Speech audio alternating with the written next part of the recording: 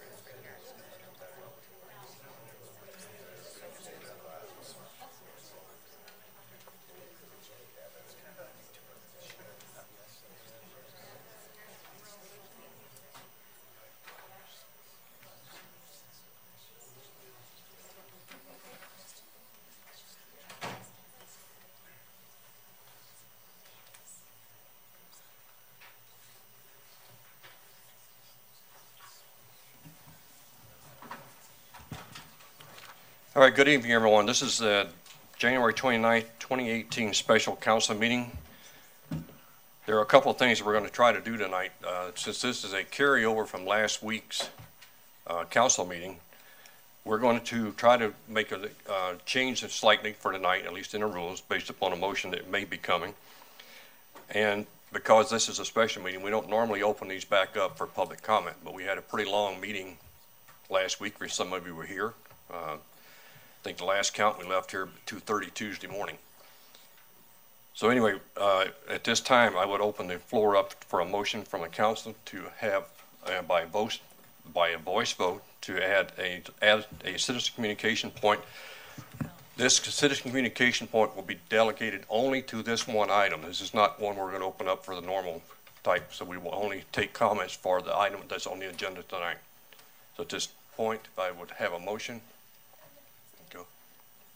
Mr. DeMott. I move to open up for public comment on the item that we have on the agenda for tonight for the special meeting. Is there a second, Ms. Seitz? Second. Okay, I have a motion and a second. All those in favor signify by aye. Aye. Any opposed? Hearing none.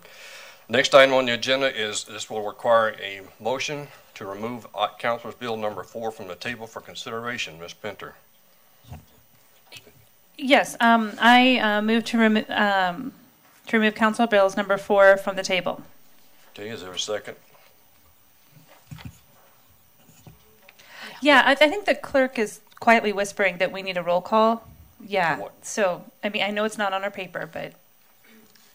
Okay, but either way, I need a second before I do anything. So would And anyone? if there is no second, this stays on the table. Second. Okay, we Thanks, have a Dave. motion and a second. At this point, I'll ask the clerk to take a roll call for the removal of the item from the table. Go ahead. Sorry, just to clarify, this is just a roll call for the meeting. I thought so. Atchison. Yes. Bird. Here. DeCambra. Here. DeMott. Here. Pinter. Here. Seitz. Here. Scully. Here. Okay, now, it's still a voice vote to remove it from the table. Okay. All those in favor of the motion to remove this item, Council Bill number 4, from the table for discussion, please signify by aye. Aye. Any opposed? Hearing none, the motion is carried. All right. This is now on the table, but before we go to the motion, I will open it up to citizens who have comments. This will be the same thing that we do when anytime we have it open it for public comment. You have a limit of 5 minutes each. and keep your comments relegated to this one item. So if there's anyone who'd like to come forward this time and speak, please do so. I'll go.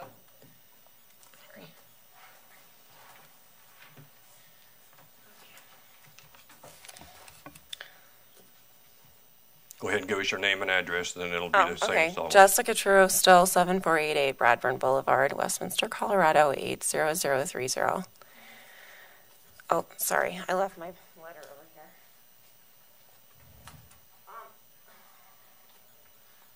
I'm speaking in opposition to giving money to this developer for the improvements that they're proposing to do at this location. And I did write a letter, so I'm just going to read that. And my understanding, since the person's not identified in the letter, it's hard to really know as a private citizen who this is, but according to my research, his name might be Scott Pudilov of Boulder, I don't know. And he might have partners in this deal, which he commonly does, according to what I've been told. And my concern is that we don't know that. We don't know who this business is. We don't know who the people who would be getting these $2 million in contracts are. And if the city wants to go back and give him some kind of credit later, I could see revisiting this when all the information is available, but I don't see why you have to do it right now. He just sold, if it is him, he was just he was in the paper for buying a building in Boulder for $6 million and selling it for 21, and he bought it in 15 and sold it in 17. I don't feel like our tax dollars should be going to someone who makes that kind of money. I mean, I'm sorry, this is a business, and it's also a business expense that they can deduct from their taxes if they do flip this property. So I just really don't understand why it would even be considered in this case. I mean, we have billionaires coming here to develop in our city. Frankly, I'm not against billionaires. I work for people like that. But I don't think we should give away something that is this valuable, and maybe it's more valuable to me because I came here from another place. And when I got here, I literally practically got down on my knees and said, I love this house. I love this neighborhood. I love these old trees. I love the history. I love the neighbors. And it's worth a lot to me. It's worth way more to me than just a few dollars. And I don't think we should be giving these kind of incentives to these people from, if you want to give an incentive to somebody who's been here for a long time and doesn't have the credit, doesn't have the equity, is elderly, talk to me about that. But this is just totally inappropriate, and that's why I'm opposing it. I'm just going to read my... Secondly, I have a concern about the process that we're, like I said before, we're considering this without the documents to identify the name of the party. And how, I think it's really important that there's an appearance of transparency and ethical behavior in the city, especially. I mean, I'm from the East Coast, but I've lived in New York City, I've lived in Seattle, and I've lived in lots of places where where real estate has gone up and gone down. And the thing that you don't want to lose sight of is the things that you can't get back, like your history. And that's really important. And I really value all of these small businesses in our neighborhood. There are 20 small businesses in that mall. And I don't see anything in that document that says that this person is going to protect those small businesses. I mean, frankly, the model that I see from other developments, if it is the person that I'm talking about, which I don't have anything against that guy, but if it is, then, the business model is not to keep these tiny little businesses in there. You go in and you renovate it, and you use the tax credits and the renovation and normal process of doing business for those people to turn over and get someone better. And that's kind of what we call gentrification or improvement. But those small businesses pay a lot in taxes to our city, and there's a lot of core relationships that we have with those people. I've shopped in those places. The fact that we have a Laotian grocery, I mean, that makes me happy. These are things that add to our quality of life. I don't need another Chipotle. If I want to go to Chipotle or a chain or something like that, me personally, I can drive over a mile over to Sheridan. The South Westminster that I think that some people are seeing as needing improvement, yes, it needs some investment. We need help from the city. We need improvements that keep the character of our community, which is incredibly valuable. I mean, the neighborhood that I grew up in was 100 years old. It's called Tacoma Park. It's right outside of Washington, D.C. It's all Victorian. It's a Victorian village, really. And we've fought really hard to keep it that way. And it doesn't mean keeping the past the same. It just means keeping the essential parts of it that are special and emphasizing the history. Thank you for your time. All right, is there anyone else who wants to come in and have any comments regarding the item that is before us tonight?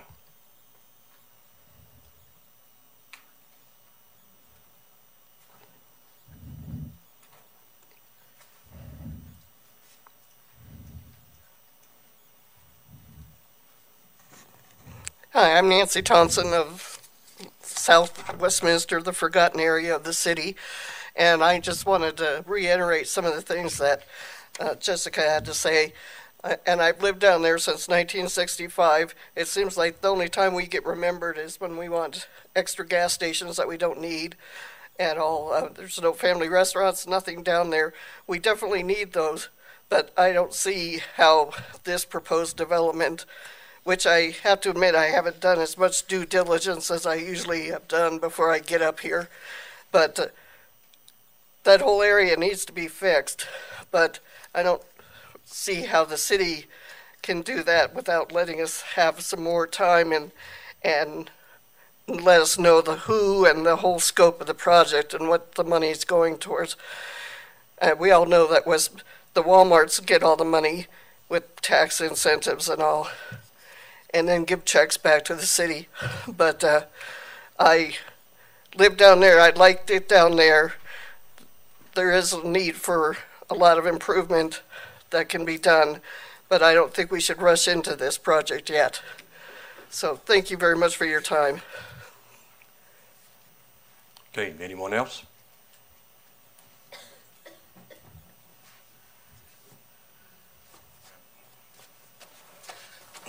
Good evening, Mayor and Council. My name is Gary Shea. I live at 3801 West 76th Avenue. This came up quite a bit of surprise and felt fairly rushed to have this or to get first notified of this. So we've done quite a bit of research on this. The one concern I had is if this developer, I think his initial thought is that he's committed to the community. I did read further down in the council's notes or the memos there that if this does fall through, if he isn't successful in getting his 50% tax credit, that he'll sell the property and move on to another development. That to me says that it's a deal breaker if you don't give it to him. And so I would question his commitment to the area here. If it's just to come in and to make a quick buck on an area that's turning fairly quick. The other concern too is that the businesses that are in there now are currently the ones that are paying the city sales tax, and so he as a property owner wouldn't be paying the sales tax, but would be rebated the property or would be rebated that sales tax to offset his costs to rehab the building. And looking at his business model too, and I realize that that his line of work is to buy properties and rehab them and then sell them for a profit. But there's quite a few concerns on this. It feels a little bit rushed, and I would just encourage you to take a little bit more time and consideration. We don't want to discourage the city's investments down in that area, and to help us out. We desperately need the help, but we want it done with some a thoughtful process. So thank you for your time. Okay, last call. Any other comments?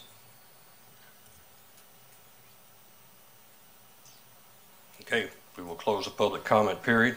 Move on. At this point, I have item A2 for Council's Bill number 4. Do I have a motion from the council? Ms. Byrd?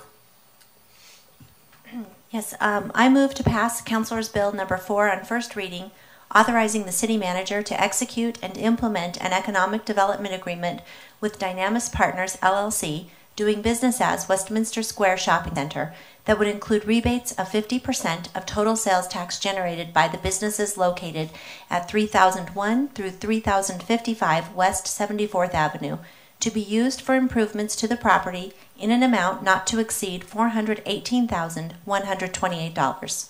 Mr. Canberra? Second. Okay, I have a motion and a second. Council and I will take discussions at this point. If there is Ms. Sites. Thank you so much. I had about almost 2 weeks ago given a list of questions to our Director of Economic Development, and I've understood that you're prepared to answer those questions at this time.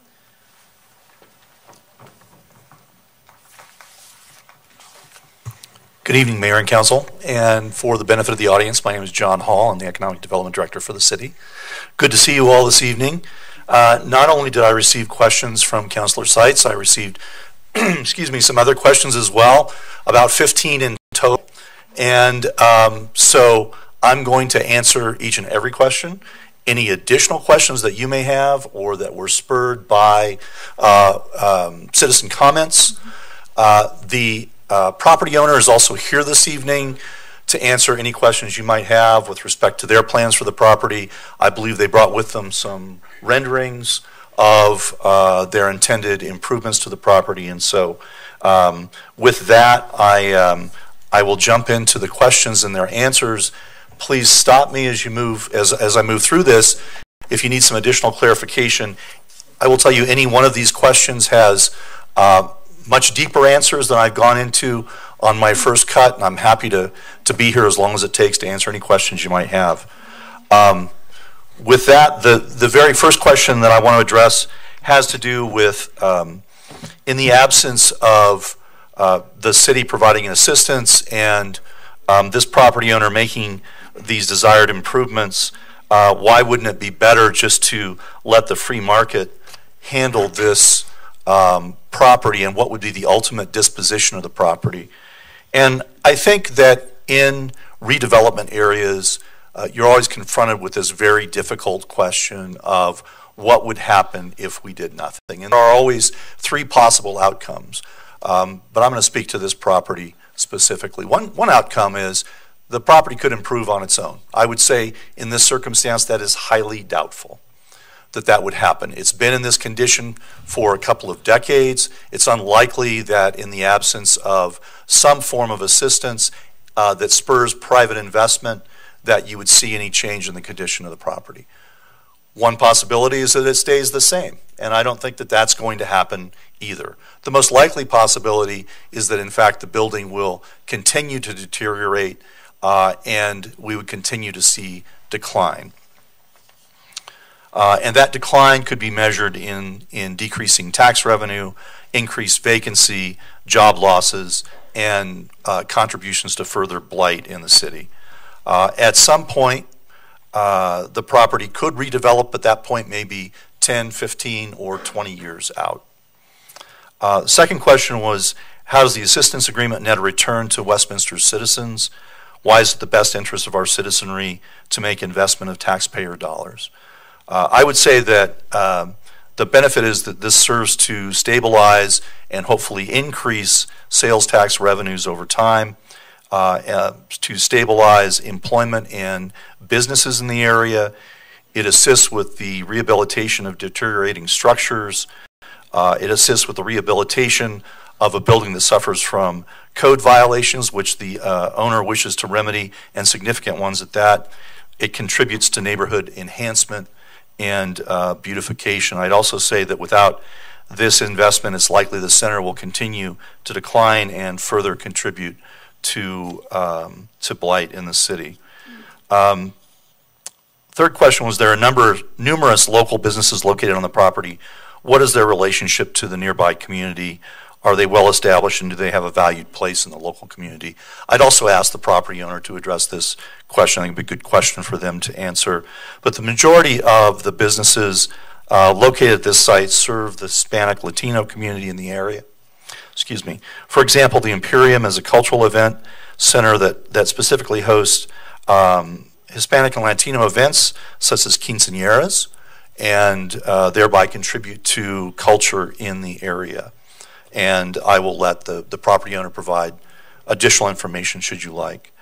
The next question I received was number of employees that are in the businesses or a rough number of employees in the Westminster Square and its 23 businesses that are fully occupied at this point. So Westminster Square currently has 23 businesses in operation, and the employment estimate is roughly 200 to 250 employees total at that shopping center. Next question I received is whether or not this project would go in front of Planning Commission. And I'm going to provide two answers to that question, just to be clear.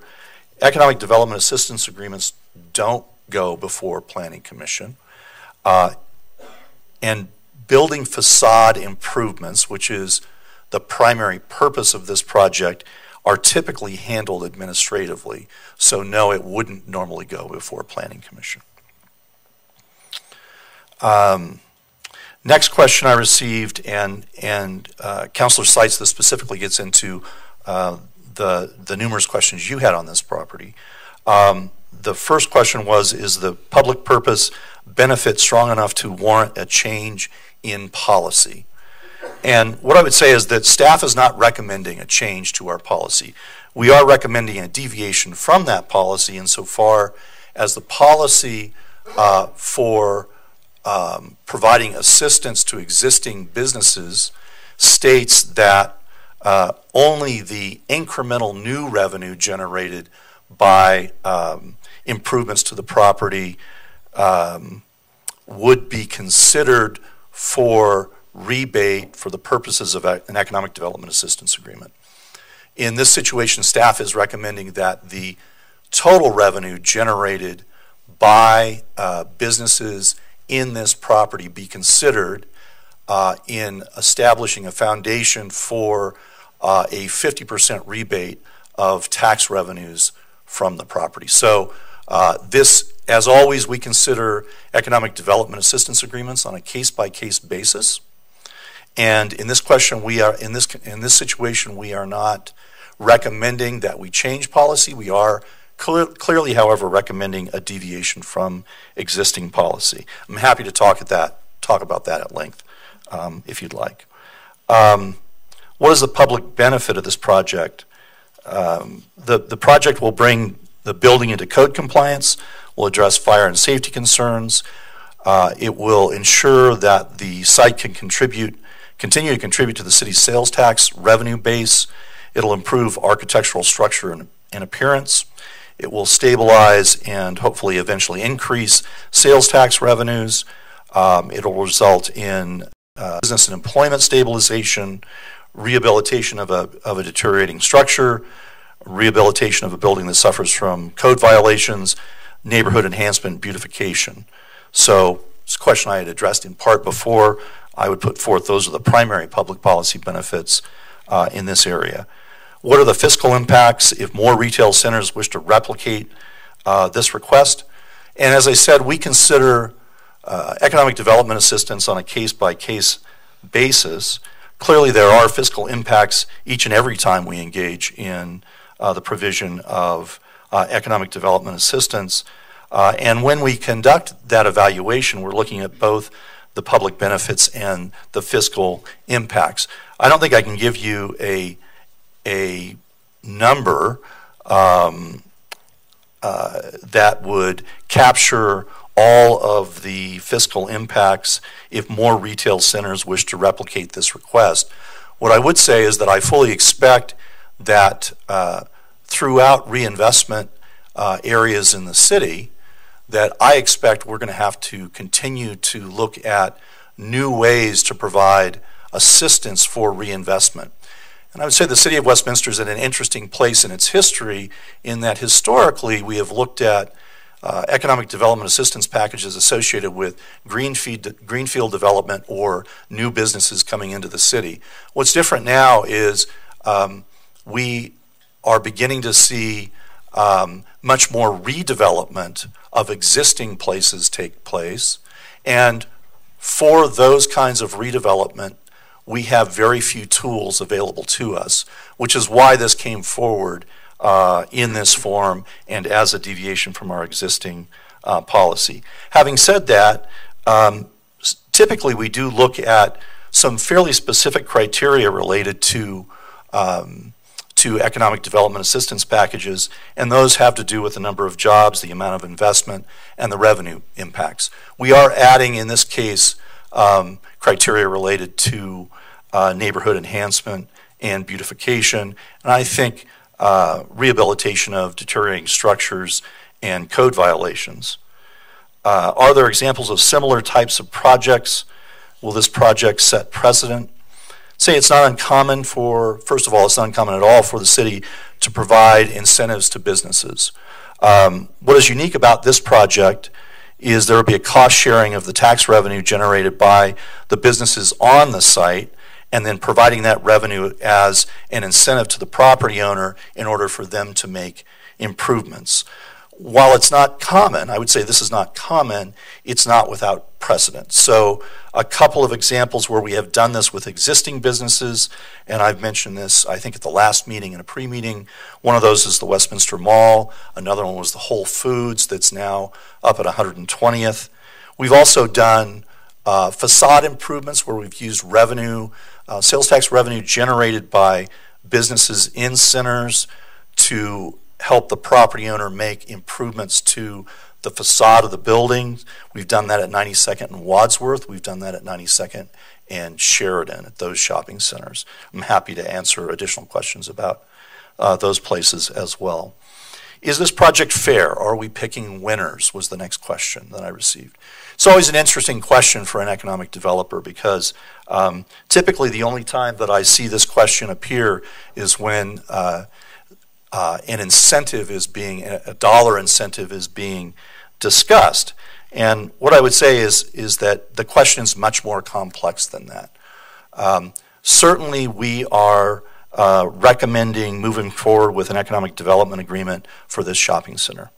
However, as a matter of public policy, anytime we choose a road alignment, anytime we put in utilities, anytime we update our comprehensive plan, anytime we put in a park, we are engaging in the enhancement of property values for some property owners, possibly to the detriment of others. So it's not as simple as, in this case, we're providing an incentive and we're doing something different than we do the rest of the time.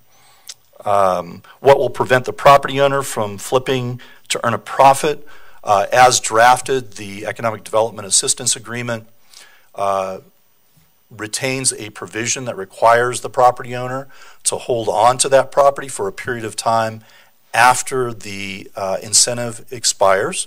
And that's how we have suggested that we protect the downside risk that the city might have.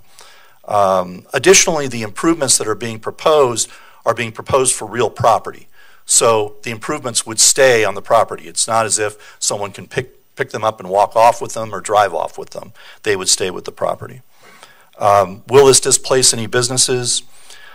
We don't anticipate that businesses will be displaced as a direct result of the EDA or the improvements. I would defer to the property owner about their long-term plans for leasing and how they intend to hold on to those existing businesses. Based on outreach conducted by the property owner, however, the businesses do anticipate an increase in sales after the improvements have been made in the range of 15 to 20%. I can tell you it's the owner's intent to honor the existing culture in the area and the demographics that patronize the existing businesses. It is possible, however, that as business leases turn over, that businesses make decisions about where to move, and that as new lease terms are negotiated, that could result in the turnover of some businesses. What's the vacancy rate? 3 of the units of the 26 are vacant. These units are located in the back of the building. The owner is actively trying to lease them. It's a challenge given their location. Is this economic development assistance agreement intentional? It is intentional. It is consistent with long-term strategic goals in the city for reinvestment and revitalization. We also believe it's fortunate to have a private investor who wishes to partner with the city to begin the revitalization and renovation effort for this property. Why will this be successful when the urban renewal area has not been productive? I think that's a pretty deep and lengthy question. I think hindsight being 2020, one could make the argument that the tax increment clock that we started in that area was probably started prematurely, and that made it difficult to capture revenue from new investment in the area. So I would also say that by itself, it's unclear to me that urban renewal was a strong enough tool to catalyze projects in the area. I think clearly the train station investments will have a significant impact in the area, and staff would support targeted additional public investments to attract new private capital investment consistent with the proposal you have before you. I would also add that Westminster Square has been one of those targets since 1988, and we have an opportunity to partner with a private developer through this agreement. And then finally, the question was, the staff report states that we anticipate additional sales taxes from these improvements. Do we have estimates? And as I just alluded to, we discussed it with the property owners who reached out to the tenants, and they expect a 15 to 20% increase in their sales if these improvements were made to the building. Those are the questions and answers that I have for you. I'm happy to address other questions that may have come up or that may have stimulated, or if I missed anything, please let me know. All right, Ms. Seitz, you're still up. Did you have other questions? Oh, well, I actually just left my thing on, but I do have a couple of other questions. You've made some comments about the tenants and the populations that they serve, in addition to it being the desire to have those tenants stay, not a desire to replace them. So are there provisions within this agreement that there will not be rent increases or provisions to try to retain these clients, since that's one of the stated benefits? There are not. Okay. When I had asked a question earlier about the projected potential sales tax increase, I had gotten a response that actually indicated that there was anticipation of replacing some of the tenants to different tenants. I think more qualified. I can't remember the term that was used. Okay. So to me, can you kind of talk to me about the tension between those two different comments? One, that there won't be overturn or displacement or gentrification, versus really trying to continue the populations that are served and retain those tenants? Well, I think some of that, I don't know if I can answer your question completely, mm-hmm. and I think the property owner is going to be better able to address some of this. But what I would say is some of that has to do with each individual tenant's ability to absorb any potential rent increase that might be taking place. And I will freely admit, I have not worked closely with these tenants to know how many of them might be able to absorb a rent increase, or even what the rent increase might be.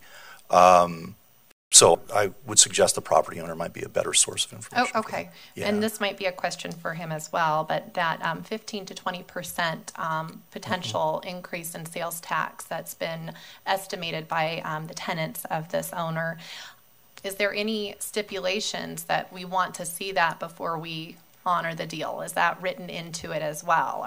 How confident are they in those numbers? Is this just kind of a qualitative chat with a few of the tenants? Or, I mean, it's hard to, if we're not confident enough in those numbers to demand them, I'm just trying to figure out how the likelihood of that. Right. So, Counselor, we have not written, to answer part of your question, we have not written in any requirements around required revenue increases that would, if I understand correctly, that would then serve as a trigger to the provision of any assistance. Again, I'll defer to the property owner on the question of the sort of how robust those projections are. Okay. In the staff report from 1998 that's referenced in this, I had asked for a copy of it to be sent to me. And in it, it talks about the recommendation being 25% of incremental sales tax. However, it doesn't contemplate three options. And one of those is full rebate of existing sales tax as well. It states kind of a few reasons maybe that's not the best case, but one of the things it states is if we were to do this, we would be unique in the region. Mm-hmm. That was in 1998. I have to imagine things have changed. Can you talk to me? Is this a more common practice today in 2018? Counselor, I'm not sure that I can speak veracity to how many other places are doing it this way. I think I would answer the question this way. We brought this forward as an economic development assistance agreement with a recommendation that we deviate from existing policy. Could have broken new ground. I am absolutely certain that other communities have performance-based grants that they use to provide assistance to businesses to assist with these kinds of investments and improvements. So I suppose what I'm saying is I am unclear as to whether or not other municipalities are using a rebate structure. I am clear, however, that other places are making direct investments in reinvestment areas to assist with catalyst projects. And that's how I view this. There's certainly an opportunity here for a longer policy discussion, a different policy discussion, a new policy discussion. I think ultimately we're going to get to that discussion as we look to figure out how to assist projects, catalyst projects, in reinvestment areas. I don't know how well that answers your question, but that's... I think you did a good job. So, I mean, that's the best I can. I want to make sure I'm hearing you correctly. Sounds like you're not aware if this exact model is used in neighboring communities, but you do realize that other economic development departments are having to change their tool set in order to be able to face what the market needs right now, which is redevelopment versus greenfield. Correct. Is that encapsulated? Okay.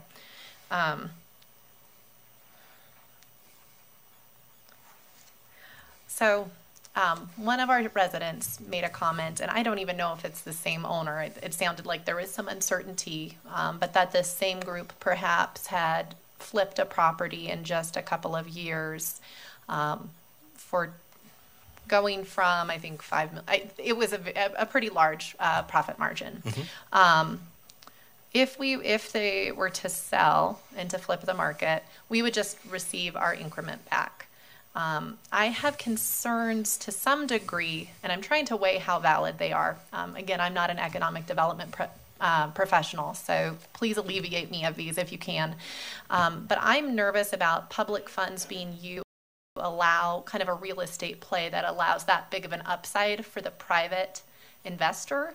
On the flip side, I would love to see that area starting to demand that type of price tag.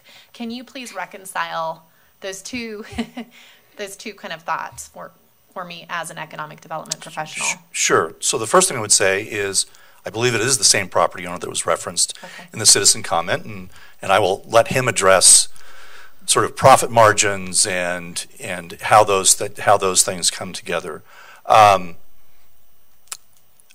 I think that we are simply making a decision, staff is making a recommendation, council's making a decision regarding whether or not we want to participate in reinvestment in this property. We have not attempted to capture or limit the upside potential that a developer might receive, and I think that's a speculative activity. So that's how I would answer that question, and I think that that's a great question to ask the developer as well. Okay, thank you. There was in the let me just open up the staff agenda. There was a provision, I believe, that said that this is not binding.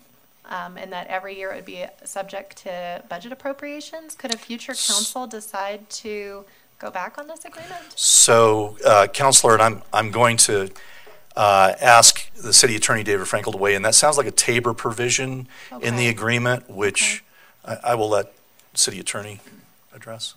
Michael, can you clarify? Yes, that's a provision that we put into any agreement to address whether it could be construed as a multiple-year fiscal obligation of the city, and it is subject to annual appropriation, and that's common language that the city uses in these types of agreements and others as well.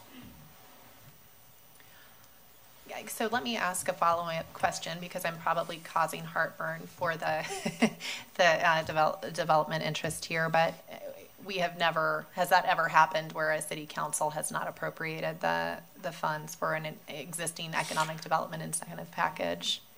Councilor, not to my knowledge. Okay. In the economic development community, what we say is the first time that happens is the last time it happens. Yeah. So Yeah. we are fully cognizant of the limitations of Tabor, and that's fairly standard language that I've seen throughout the state. So Understand. I apologize for, again, No, not that's a real estate attorney or a economic development professional. Let me just see if I have any others. Okay. In the staff report, it talks about how this only represents 4%. This level of investment is 4%. I guess this level of incentive is only 4% of the investment, but that includes the purchase price for the property. That seems to be kind of a different way of looking at it than we typically do. Wouldn't we only look at since we're only incenting the rehabilitation, isn't that 20% number the more, I guess, is that a change from how we normally describe these? Councilor, I think it's a great question. There are a number of ways to look at this. One is certainly as a percentage of the net new investment being made by this property owner, in which case the amount rises to about 20% if memory serves. However, in this case, I think taking on a property in this condition that requires a substantial amount of renovation, you can measure it the other way as well. Okay. No intent there to mislead council. We look at it, a couple of different ways. Investing in our community. Yeah. Okay. Well, do other people have questions? Okay. Well, then I have some comments, but I'll let other people get questions, and would love to hear from the developer as well. Ms. Bird? Hi, John, thank you for taking all of our questions. So another thought that came to mind, can you just clarify how much additional money will be invested in improvements to be contributed by the property owner? So I believe that number is about 2.1 million, okay. Although I'm going to look behind me and I'm getting nods of yes. I think that sounds right. Okay. Right. And then also in the agreement, there's a clause in there that basically requires a 5-year hold of the property before there can be a sale or a major change in ownership. I'm just wondering if you can talk to us about how the city arrived at a 5-year holding period. It's a great question. Councilor, we are, looking for different ways to try and ensure that investments we make are protected and that property owners are in this at least for a long enough period of time that they are seeing the projects through, I guess would be the best way to put it. Many municipalities would not include that clause. It would simply stop at the end of the rebate period.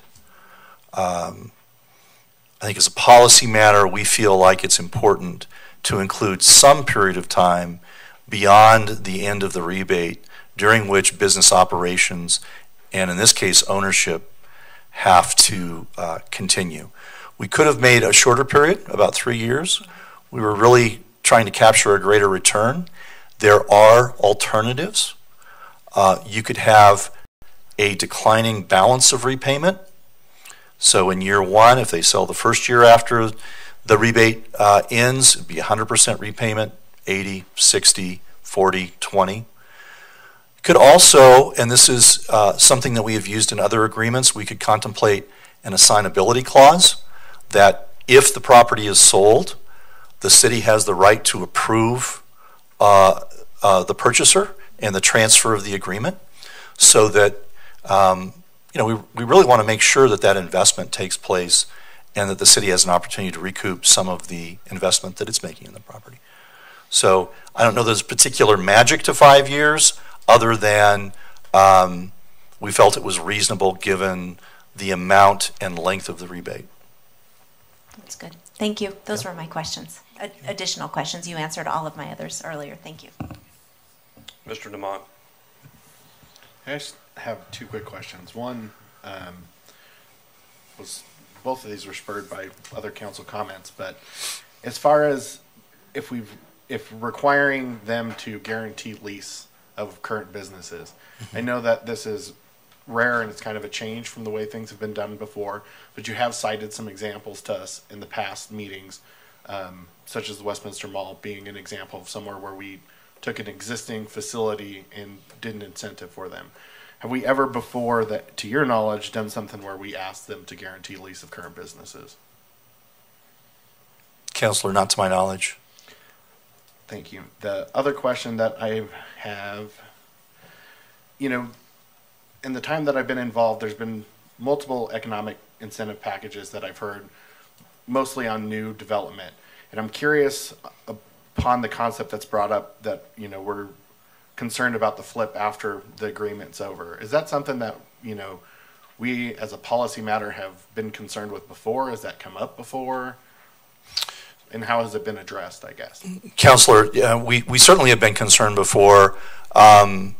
In some of the recent agreements we have done, you would see it under a clause loosely titled termination of business operations, I believe, that requires the business to remain in business for a certain length of time.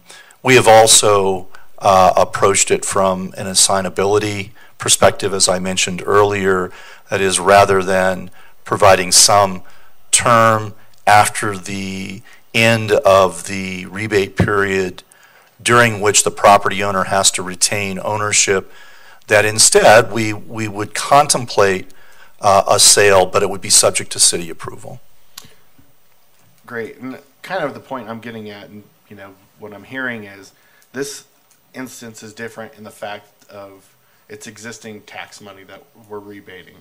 But as far as how you've built this agreement, it does to me seem like you guys were going for some level of consistency with other things that we've done with this different way of rebating an existing business. Would that be fair to say? It would. All right. That's all the questions I have right now. Mr. Cameron. Thank you, Mr. Mayor, and thank you, Mr. Hall, for answering a lot of questions that have been sent to you. I actually had some questions for the property owners. Hang on. Let's get Mr. Hall. Okay.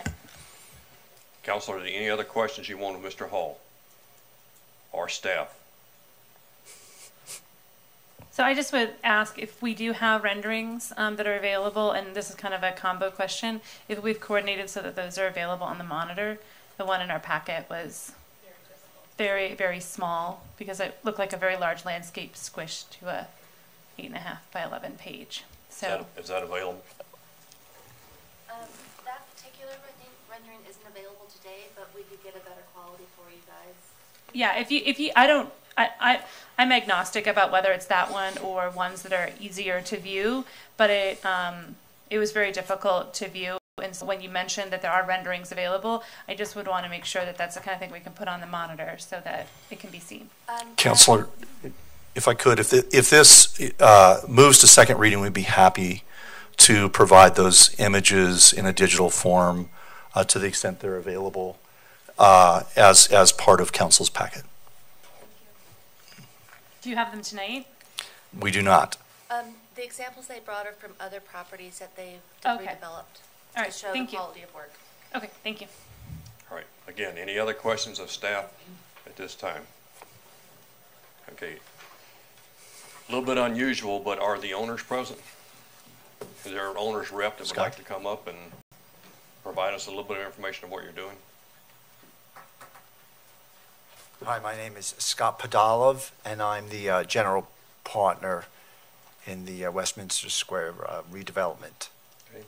So first, I'd like to thank everybody, for the mayor as well as the council, for participating, as well as the public, because I actually have just been in another part of the world. We don't have a system like this where people can just speak, and whether we agree or disagree, we have an open forum like this. So I really appreciate it. We live in a good place, and it's not like that in many parts of the world. So with that, we could agree or disagree, but at least we have the open discourse, and for that, I'm very grateful. You had a chance to sit and listen to a number of the questions, and if there's any comments that you have to any of the questions that were raised, I'd say bring them on right now. Well, I'd like to, people should ask questions, as much as they want. I think an interesting example of the public-private partnership is something that I and my partners have recently done in North Glen, in a area that was considered blighted, right off of 120th Street. And there was a building there that maybe you're familiar with, the Wells Fargo building, a 6-story building. It was mostly vacant for many, many years. It's a 6-story building, but the genre is not atypical of a building that wasn't cared for and just dilapidated. The whole area was, as I said, in a blighted area.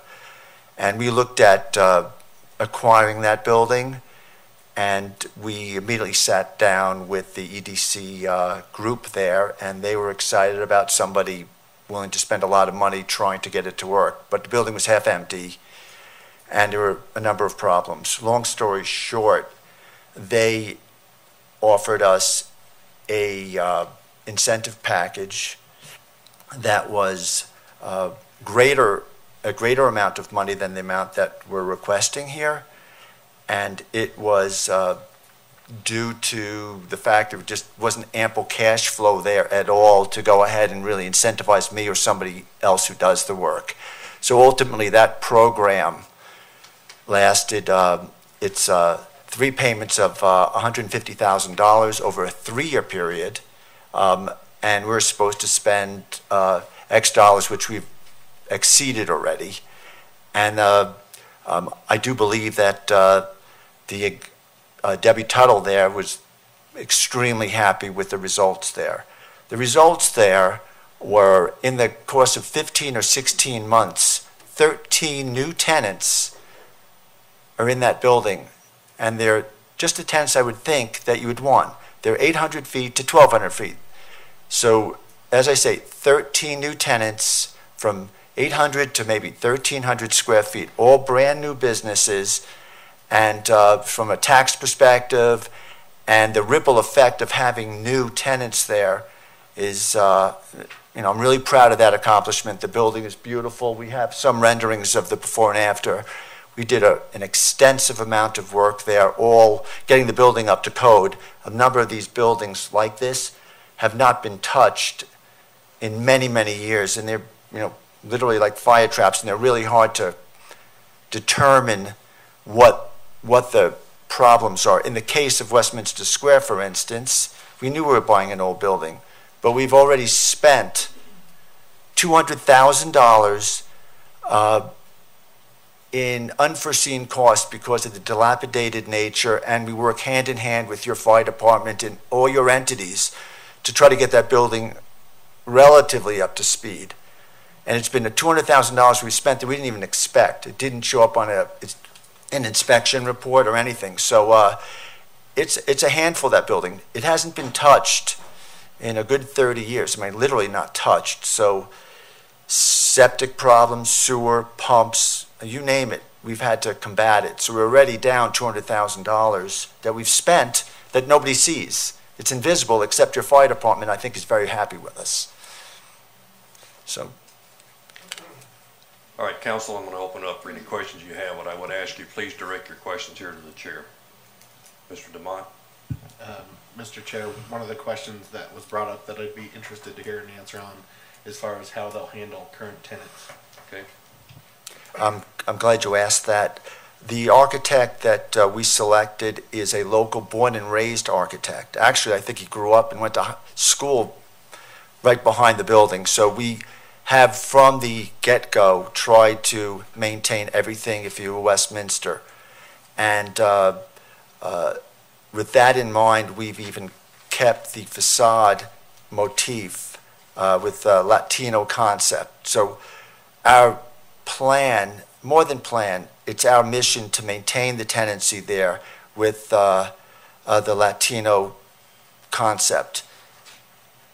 That's always been what I've told your EDC, and I'm proud to do that as a person. I want to see that area grow the way it is growing, and I believe that the tenants are going to stay, and there's no reason for me to get rid of them. I want the tenants to stay there. Why would I want them to go? I don't want some corporate type tenant. That's my thing. Like I said, you live by what your past experience is and what your past results are. My past result of 13 new little tenants in a formerly blighted area. That's what I do. That's what I like. I like to turn, my greatest accomplishment here will be turning that center around, making it look much, much nicer than it is while maintaining its composition in that demographic. And literally, we've spent time designing it so it will look a motif that is a Latino motif, specifically. Okay. Mr. Cameron? My question was answered. Okay. Are there other questions? What? Let me expand, sorry. Go Thank ahead. you, Mr. Chair. I would like to ask if do I look at Go ahead. Could you please, thank you for being here today. I know this is unusual. Normally, in these types of decisions, we don't ask, the proponent. You should, I'm glad. Because it's not a zoning change and so on. The more you ask, the better it is for me. Since you're here, we want to get to know you even better. Right. So, could you please expand a little bit to the question of Councillor Deman around, so first, I value your commitment to kind of preserving the Hispanic culture because it's the majority of the businesses that you have there. But can you talk a little bit about, once you've renovated this area, how can we ensure that a lot of those businesses don't leave because they cannot afford the rents? Do you, I understand the market and I understand how things change, but what plans do you have to make sure that you can preserve the current tenants that you have there? Well, we're in discussion with the tenants as we speak, Save-A-Lot and the furniture store. We've discussed with them rent structures that they're comfortable with. So we don't need to double their rent. I mean, I'm not sure how familiar you are with some of these rents. I mean, some of the tenants are paying $3 a foot. So you could do your math yourself. Just calculate $3 a square foot times the footage. We're losing money. So $3 a foot is a low rent. You can't, nobody's going to survive. I don't care who you are. If you didn't do a renovation, $3 is too low. But we are in conversations with Save-A-Lot, the furniture store, at prices that are 1/3 the price of next door.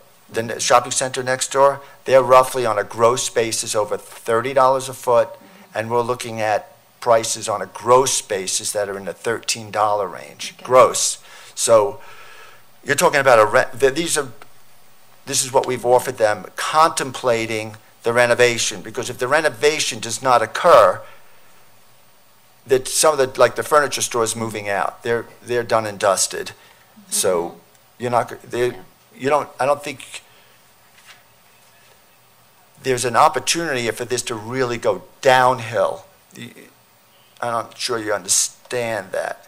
The tenants are really not happy with the way it is right now. Yeah. No, and I understand. I've driven through that area, and something has to change. The area needs improvement. It can be improved. And just to cite a quick example, there was such a homeless problem there that one of my people that worked for me, just went to one of the homeless people that was kind of parked there and camped there just to see what was going on. They sicked the dog on him, and he had to go through a rabies, vaccination routine. Another time, the people were living in the garbage pails in the back, and they frightened somebody so much, the landscaper that was trying to clean up there. So there were some really extensive problems there. It goes beyond, construction. It needs to be worked on in a humane way. Yeah. But there are significant problems there. The homeless, there is a significant problem. And the tenants, are putting that on me, and it's not easy. Yeah. Well, and just so you know, it may be later either our city manager or Mr. Hall can talk to you. We have someone that's working with other municipalities because we know that's a big problem that's growing in our community. So maybe they can talk to you about some of the work that we're doing. Right. The police have been amazing, actually. We call them. They're very responsive. We try to do it in a humane way. Yeah. They've been really good about it. I'm trying to give you a sense of what the tenants themselves are encountering. The Save-A-Lot people are. I was accosted myself there in the parking lot. So it needs to get fixed up. It also needs to be done in a humane way, so we maintain the composition there, but it needs a fix-up. Thank you. I have no further questions. Ms. Seitz, you have another question? Yeah, thank you, Mr. Mayor. So I have kind of really quick talking. I had asked the question earlier about the 15 to 20% that had been predicted by the tenants. I was just wondering, how many tenants did they talk to? Was that across the board? Is that an average or just kind of a rough guesstimate? And then, Sir, was that your comment on that, or was it something that came from city staff? It was, we initially polled the tenants. I think actually a couple of them sent it in writing even. I was surprised about that, actually. I think 20% is on the low side. But we asked the furniture people, we asked people who would answer, we were non-selective about it. We asked, what do you feel your capabilities are if, the renovation occurs? And like I said, they look at it a little bit differently. They're like, if the renovation doesn't occur, we're not going to stay here anymore. But if we do it, they felt that they would see at least they said 15 or 20, but they think, like the Thai restaurant there thinks that it's closer to 30% increase. great. And they put it in writing. I didn't ask them to, but they sent it in. That's great. Mr. Mayor, my next question is in regards to, I believe the number given for your current is $3 a square foot, the lease. Right, rate. that's an example, right? And then talking about 13 is about a 400% increase in rates. Was that also communicated with your tenants, and was that something they felt they could absorb? Well, one tenant's at 3. Most of the tenants are, the $13 a foot is gross. Do you know that? Quick lesson. There is operating costs there at about $3 or $4 a square foot when you operate. Real estate taxes, there's general operation cost, and then there's the actual rent. The $13 is a gross figure, as I mentioned. So the net rent is probably in the $8 or $9 range. So the $3 is a low rent. I'm giving you an example that one of the tenants there is paying $350 a foot, thereabouts, $3 to $350 a foot, plus their, so they're paying probably about $7, $8 a foot gross. Okay. And that's, you lose money at that. Mm-hmm. So the average, I think, if I had to guess, the average increase, first of all, they have leases, and they have leases where you don't just increase, right? They have a lease, and we're trying to extend them as long as possible. So the idea that something's going to happen down the road, it may, but like Save-A-Lot, we want them to sign a lease for 10 years. So what's best for me as the investor is not the maximum buck. It's really to spread that amount of money over a long period of time. So our mission here is not to get the last rental dollar. It's to get them to sign a long lease. Because then I go to the bank, and I can talk to the bank. It's an annuity cash flow. If anyone has a question, we can answer that, whether that's a smart thing or not. But that's what we do. Mm-hmm. And we have a lot of history in North Glen and elsewhere where we don't charge the highest rent. What we do is extract a longer lease, which is really what you want, because that provides this stability. Mm-hmm. So I'd say the average tenant there is probably paying on a gross basis, probably $10, $11 a foot. So I would say they're looking at probably a 20% increase maybe. But they have a lease, so it could be 3 years from now. Okay, well, that is helpful, but I would imagine you don't want a long lease when you're losing money. You need to at least have something that is break even, if not giving. No, I don't want to do break even. I'm here to not break even. So do you feel that your work, your renovation would help with the homelessness issue, or is this kind of not connected, but something kind of informing us of the current condition of the neighborhood? Well, I'm not sure how it would help other than being charitable separately to that. I can tell you one thing, the tenants want something done. Otherwise, they're going to move out because the people who are accosted, and I can tell you I personally was accosted, as I said, there's a real problem there with the homelessness. So we need to take care of that. And I think that if the building looks a lot nicer, we'll have new lighting and everything, new parking lot and everything. I think that's going to remediate some of the homeless problem as a direct negative consequence to the tenancy there. It becomes kind of a deterrent, the better lighting. Well, I was personally accosted there. It's tricky. Yeah. And honestly, my apologies to your colleague that was attacked by that. That's really terrible. Right. And by the time the police came and the dog and the people came, they kind of ran off, and so the people that had the pit bull that bit them, they were long gone. So there's a police record of all that. But. Yeah, I'm sorry to hear that happen. Okay, Thank you. let's That's take it. a question. Okay, Mr. DeMott. One of my questions got answered with the improvements, which is good. The other question I have for you still is, you kind of spoke to some of the temperature from the tenants about the improvement.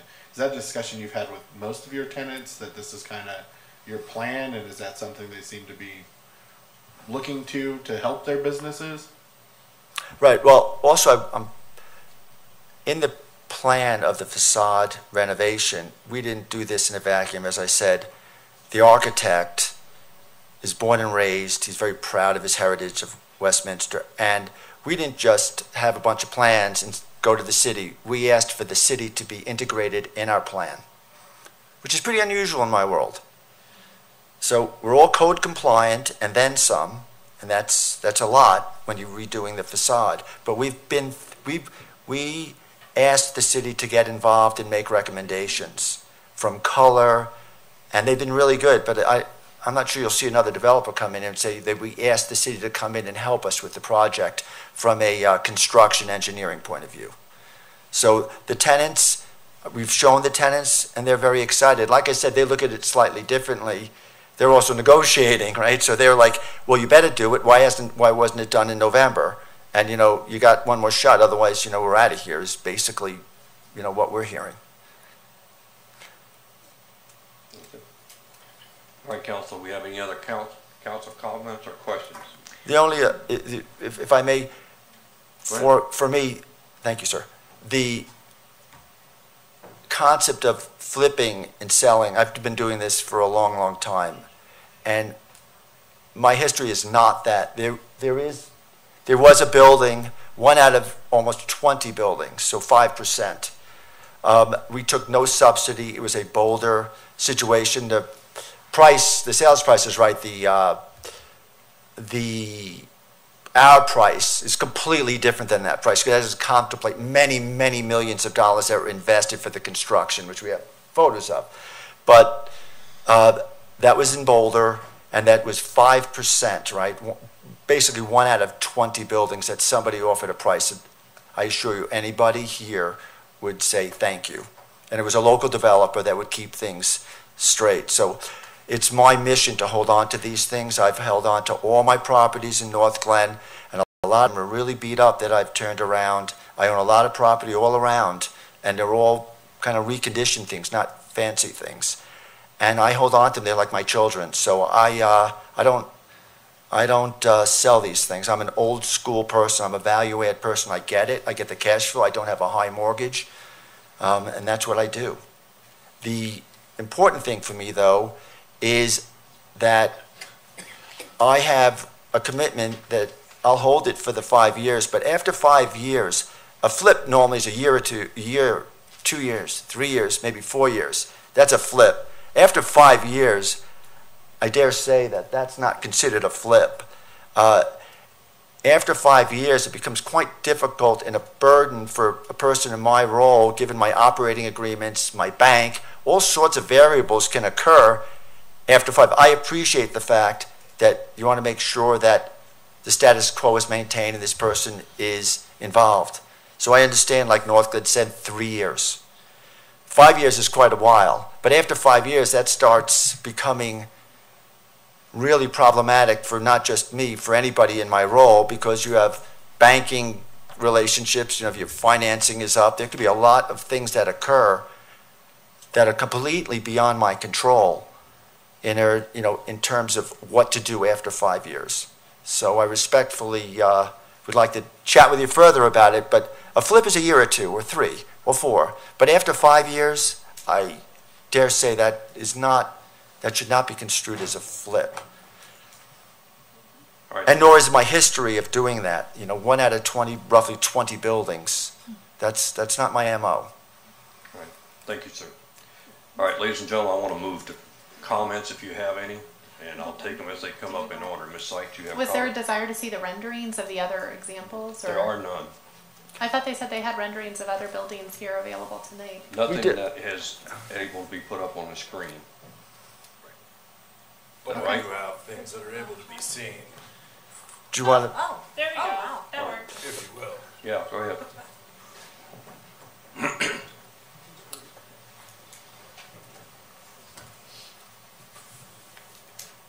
North Flank. This was the before. So nothing ADA compliant about this. Beat up, crummy location, wheelchairs, nothing could happen. It was quite dreadful. Can you show it to the audience for a second? They're all done, so you explain the Okay. next one. Okay, this was all done in their program, we had to spend all the money within a year and change. Not dissimilar to you, that we plan on doing a complete renovation within the year. All right, guys, hang on just a minute because I need to get your voices on a recording so that mic can't pick you up when you're moving back and forth. Oh, okay. I'm going to give you a handheld mic and you can use that. Okay. So we have the old one. What's that? Oh, so we have the old one on his left. Let me just turn around as well. And on his right is what we've renovated. What we've done is, that is a new parking lot. You'll see another photo of that. The entryway is completely redone, and it's now ADA compliant and then some. We felt that wheelchairs could not easily get through there. It was not properly delineated. So a lot of what we do is to make these buildings code compliant when they're really dreadfully missing that. So that's one example of what we did in that.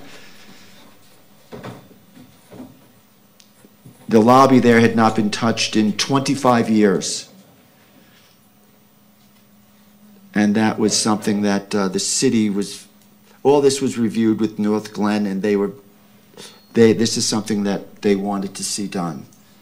So this has all been completed within 1 year. Just not unlike your program, we would have almost all this work, if not all of it, completed within 1 year. So the concept of the payback that you've invested, within 1 year, we've spent all our money, which is very considerable on top of yours. So this is the way it looked to his right. And it was, like I said, it was not touched in many, many years. Not code compliant either, I may add.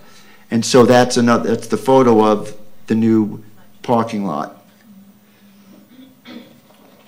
We also tripled the amount of trees and everything there as well. Which is this. So this is the part where things are complicated. You can see that's running through where the cars are. We had a civil engineer working through all that to make sure that the water and everything was moving properly. You can see the other areas that are in the parking lot where we have all trees and everything growing there. So there's probably, I would say, 5 times the amount of trees and landscaping that was, that we've installed now. This was their blighted, probably the single most difficult area. And now this is what we had within 15 months. As I say, 13 new little tenants there. And we're really proud of that. Look at it. I mean, it was blighted. No one wanted to go there. And so this is just a couple of other examples of another. That's the Boulder one that you had mentioned. That was a multi-million-dollar renovation program. Many, many millions of dollars went into that, above what the price was. And this is what we do. This is just an example of making it look pretty. I mean, nobody's touched these islands at Westminster Square in 30 years. And that's what our plans are. And we do have, this just I thought was an interesting photo of the Boulder building. There are literally tractors within the building. As I say, there's many, many millions of dollars. The price is one thing, but that's no indication of really what our costs were. Because as you can see, there was a huge renovation project there, many, many millions of dollars. So. All right, sir, thank you. Mr. Cameron, you had a question? Or a comment? Thank you, Mr. Mayor. I just have a comment. I'm ready to move forward. I just wanted to thank, Mr. Pudolov. It's okay. I'm sorry. And your partners for you're interested in partnering with the city. Clearly this is an area that for 30 years there have been no improvements. And I think it's time that some improvements happen. And I don't see this as us supporting one business. I see it more as the city supporting and partnering with 23 businesses to make sure that they can continue to grow in that area. And again, I thank you for your commitment to making sure that that we continue to preserve and celebrate the businesses that we have there. I like your commitment to making sure that we support and value the Latino community in that area. And what I want to say, my hope with this project, and I hope my colleagues support it, more than anything, is to send a very strong message to the development community, to businesses, that we want to partner. Specifically in that part of the city. We understand that a lot of the businesses there, you're not starting from zero. There's a lot of redevelopment that needs to happen. And we're truly invested in every part of the city, but that part of the city has been a priority for a while. And we know that there are some obstacles that businesses have to go through because it's more historic. So I really hope that by supporting this, we're sending a message that we want to partner and that we want to make sure that all of our city is flourishing. So that, do we vote yet? Or when's, okay. I'll call for the vote. Thank you. Ms. Bird? Yes, thank you, Mr. Mayor. And also, I'd like to thank our staff, in addition to, I'm going to botch your name, Mr. Pudolov? Podolov. I appreciate your work and your desire to invest in our city. We've entered into economic development agreements to benefit businesses throughout our city. And, I appreciate the fact that we do this with a thoughtful approach. Each agreement is negotiated and looked at on its own merits. I know the city puts a lot of thought into it, and if for what it's worth, I don't feel rushed at all. We've had plenty of time to review papers, ask staff questions, really go through this really twice. I was prepared to have this meeting last week, and so I've duplicated my preparation for this and had double the time to think about this.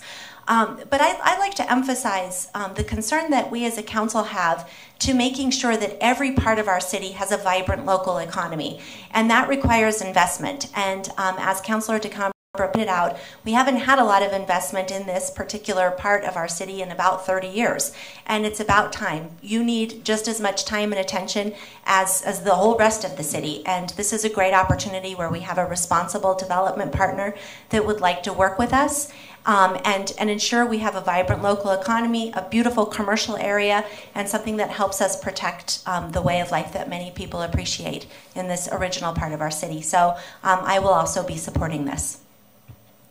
All right, Ms. Seitz. Thank you so much. So first off, I just want to say I appreciate the amount of time that our staff has put together trying to figure out what are the tools that we need today to incent redevelopment in our city, recognizing where we're at in our cities development. This is the time that we're no longer looking at greenfields. And what we want to do is make sure that people can maintain and improve our existing strip malls. I also want to say thank you to Dynamis and to Mr. Padalov. Okay, I had tried to write it down phonetically even, so I apologize. You have really shown me what a quality operation that you are, the amount of effort and work, your approach and your ethic, and I'm very impressed by the type of work that you do. I do have lingering concerns. The main things, when I make a decision, I want to make sure that they're transparent. We have been very transparent on this. As Councilor Byrd mentioned, this was actually to be voted on last week. We slowed it down so that we could have additional scrutiny. I want it to be equitable. And so what I mean by that is, would we be able to provide to anyone who came in a similar circumstance a similar benefit? And that's where I'm truly, truly struggling. This is a deviation, but it's a major deviation. When we said 25% of increment in the past, this is now 50% of the whole, not just what would be generated by the project, or if not for the project we would get. This current property benefits from -3 full rental or full leasing of the property. We have so many strip malls not far from there that don't benefit from that level of lease out. So I'm just, my concern is, why this one, why now? It feels reactive instead of intentional and part of a bigger policy. I don't disagree that we really do need to create new tools. This might be the new tool we have, but because it's coming out of our general fund, this is money that we currently use, I'm less comfortable with this specific tool. There were 2 examples that were given for something that is similar, but I think they're materially different, and I need to be clear about that. The Westminster Mall, when that incentive package was given, was the primary source of our retail sales tax, and that is over 60% of our general fund, and so that was a really different scenario than we have here. That was something that we really needed to shore up because that was how we operated, and we couldn't lose it. I don't know the details of the Whole Foods completely, but I do believe that there was going to be additional square footage, and so there was an expectation of some increment, but I could be wrong in that. I did not ever see the details of that plan. The other side of the coin is, we need to figure out deals that occur in a part of our city that the market isn't going to dictate the deal, right? So Whole Foods, you have a whole, it's easier to make that case. We need to start figuring out how to go forward when it's not easy to make the case, but it is vital to the community. So that leads me to my last, is this, in the defendable, is the public benefit of this enough to warrant using taxpayers' dollars? Taxpayer dollars that normally would be used for other uses in our general fund. Are the opportunity costs worth it? Is there other ways we could try to incent economic development in this portion of town that would be more in line with our strategic plan? And honestly, in my heart, I feel like, yes, there probably are. However, that's not the deal before us tonight. One of my biggest concerns is that one of precedent. What about the existing investors in our community that haven't had this opportunity? We now have a new investor who seems like they really are committed to making this site wonderful, but we're making this deal pencil out from them. Why have we not been working to assist and retain some of those long-standing investors in our community? So I just want to say thank you again. This is not an easy decision for me. I am really on the fence right now, but I have to say I don't know if I feel that this is defendable and equitable, and so I believe I'll be voting no tonight.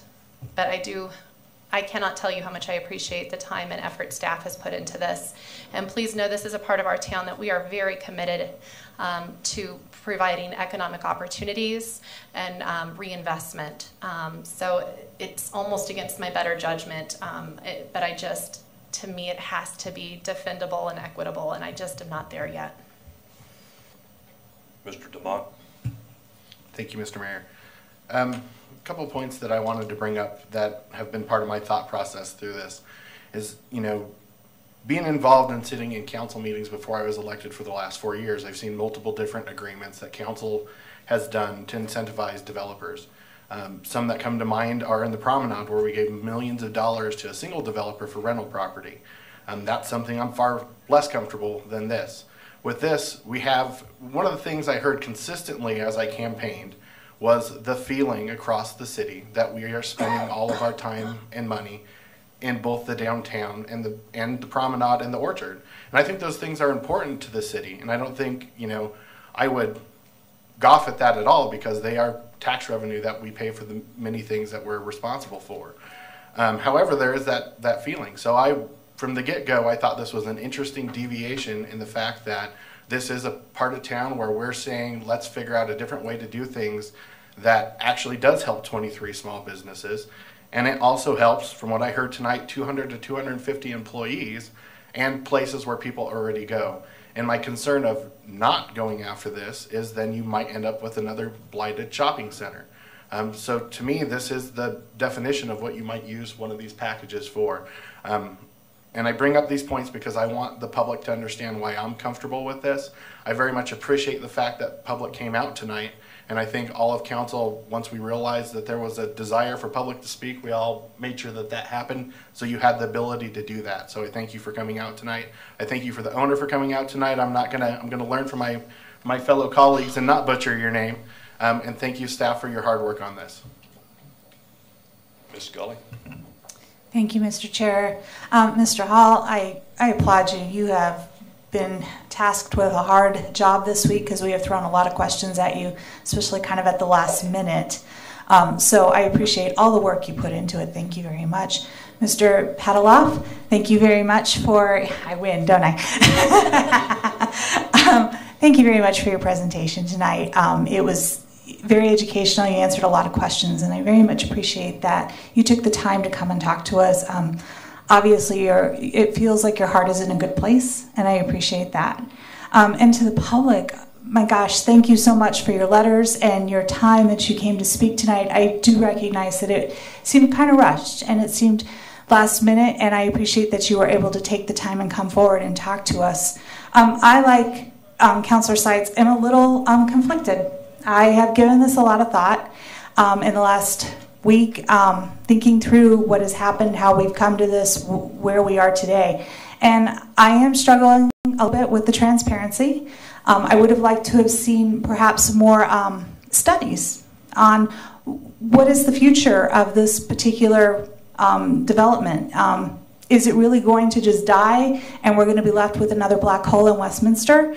Or is there really an opportunity that we can make this grow and be something amazing? And that's where I'm struggling, because I don't want another mall. I don't want the mall area, I don't want this area to sit vacant for 20 years. So on that side, I think, yes, let's go ahead and invest in this and let's give it a shot now and see if we can boost it quickly. And then I'm struggling because it does have almost full retail in it. You know, it is actually being successful. And so are we throwing money at something that's actually already being successful and can continue to be successful on its own? I struggle with the equity element here. I'm concerned that we are not doing this for other businesses in Westminster. So if this is something we're going to go forward with, I think it needs to be clear that it needs to be consistent. And we need to come up with a policy or a way to handle this, or an incentive program perhaps even, that would help businesses that already exist in our city to revitalize. The homeless issue, sadly, I think is a bigger issue than just the development. I don't think that revitalizing this development is actually going to solve that situation. I think that is a bigger problem that we are going to have to address as a city. And I appreciate the North Glen comparison, but I do struggle with that that building was actually almost empty, and this building is actually almost full. So those are some of the issues that I'm struggling with tonight. I am so conflicted, and I'm still kind of on the fence. I don't know where I'm going to go yet. So the next 10 minutes should be really interesting. Thank you so much. All right, Council, any other comments or questions? Okay. There's been a lot of conversation on comparisons, and one of the ones that kept coming up was the Westminster Mall. Well, there's only a few of us around here old enough to know that what took place in those discussions. And yes, that was very much of an enticement to keep an owner that wasn't investing in the property for us to try to do something. Did it totally work? No, it didn't. And we ended up taking the mall down a few years later. But we had no guarantees from that going in, because the owner at that time flat out said they would not invest in the property. And I know because I was sitting here.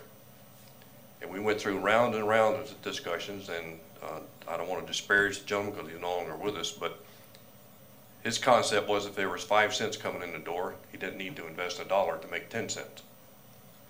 So these two are not comparable in the sense that one is investing in one that's not going to repeat. This looks to be an opportunity to clean up an area that if we don't do something, as had been indicated both by staff and the owner, it's liable to start vacating on its own.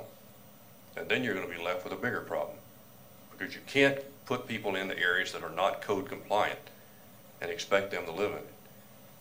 The opportunity to clean up that area, make it more compliant, and become more viable is what's in front of us tonight. Is that every policy that we make going to be the same for every cookie cutter? No, because every one of these, as Mr. Hall has indicated, they're based upon what the application is itself. There are other businesses and centers in that area of town that have not come forward. That's their choice. If they want to come forward and try to redevelop, bring forward a proposal. And we've had some that have, and we've had some that have decided just to stay where they're at. We have not seen proposals start to come in yet from the areas that surround the TOD station, other than people who are coming in new. And we've already been working on some of those with the properties, with Sherman and Associates, with Vectra Bank and others that are starting to reinvest in their property down there. But I expect we will see, as time goes over the next few years, more of that light industrial area is going to start to return and start to look at redevelopment. Most of the property we have in those areas is going to be redevelopment because it's already occupied space. It's not green grass that's going to start from ground up. So we're going to have to look at these opportunities much different than we have in the past. And we're going to have to do enticements because redevelopment is much more expensive than new ground up. Because first of all, you got to get rid of what's there, or you got to clean up what's there. And then you got to consolidate property, which is what we did at the mall site that we have not done at the DOD station. So we've been very fortunate. We've not had to start with the major parts of redevelopment when we still had a lot of green space to start with. We don't have a lot of that. None of our centers have large open areas. We do have some open areas that are still mixed use zoning, some as much as 100 acres, but they're not in that portion of the city. And they are not going to start to redevelop anytime soon because of the cost of development. We have to make a decision tonight, regardless of which way you feel about giving it to a private entity for a one-time shot, but we have to look at what's going to be best for us over long term. This may set a precedence. If it does, and it's the right precedence, then we need to set it. If it's the wrong precedent and we find out later on, we don't do another one. But we have to judge them on the basis of each individual application. John, thank you and the staff. To the owners, we appreciate the time and effort you put into it, and whatever decision is made tonight, it's going to be made. So with that, since everyone's had an opportunity to comment, we've had a motion to approve the package. We've had a second. This requires a roll call vote. And I'll get you up here in a second. Ms. Parker. Atchison. Yes. Byrd. Yes. DeCambra. Yes. DeMont. Yes. Pinter. Yes. Seitz. No. Scully. Yes. The package is approved on a 6-1 vote. Gentlemen, we'll see you for second reading in a couple of weeks. Ladies and gentlemen, that concludes our council meeting for tonight. We do have a number of items still left for a study session, but in order to make sure everyone has the ability to sit and pay a little attention, we'll take a short break. Mr. Mayor, I believe I heard one of the staff say that the growth management plan has been postponed. Is that accurate? Yeah. So I don't know if anyone was here for that, but just Guys, let's try to be in there by about 15 after.